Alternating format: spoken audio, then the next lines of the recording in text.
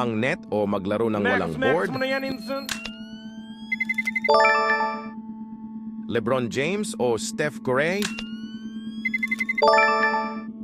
Maglaro ng nakapaa o maglaro ng nakatsinelas? 100% bacteria-free yan. Gago! Magreklamo sa referee o sikuhin ang kalaaaban ng patago? Barinig kita sa mukha eh. Layup o hook shot? Mag-training ng dribble para gumaling sa handling o manood ng kadrama para gumaling mag-acting? Maglaro ng walang medyas para mabad trip ang teammate o magsuot ng HU no panghi na medya as? Maging bangko at maghanda ng tubig para sa timeout o maging bangko at manisi ng player kay coach? Gago!